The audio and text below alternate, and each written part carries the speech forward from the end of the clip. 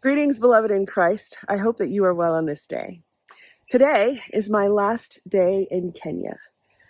This trip has been a blessing and a whirlwind of a journey. It has been my honor to travel with Bishop Emily and see a broad swath of this country and the Anglican Church of Kenya. We have traveled from the eastern shore of the Diocese of Mombasa to the far west to the Diocese of Bondo on the shores of Lake Victoria. Along the way, I have had the privilege of seeing and marveling at God's creation. I had the opportunity to visit Tsavo National Park and Lake Nakuru Park. These are places that I'd seen on TV as a child and dreamed about visiting. And the glory of God's creation in this place is something astounding. I have experienced the hospitality, the generosity, and the grace-filled love of the people of the Anglican Church of Kenya. I have worked a lot. I consecrated a church.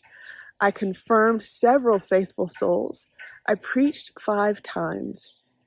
And along the way, I've had the opportunity to meet with women clergy in various dioceses to hear about their experience and how God is working in and through them to transform the church. I've received 2 questions wherever I've traveled. The first being, Bishop, what is happening in the United States? That's a tough question to answer. But the second question I receive is, what are Christians in your diocese doing? What are they doing for the gospel of Christ?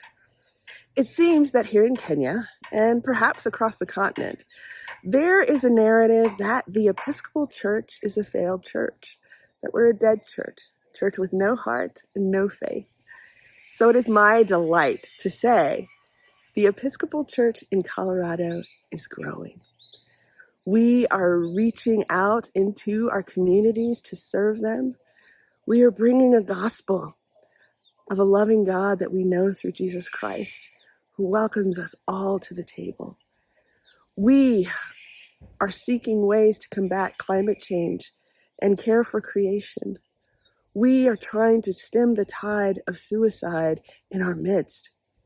We are giving and serving the least and the lost and the suffering.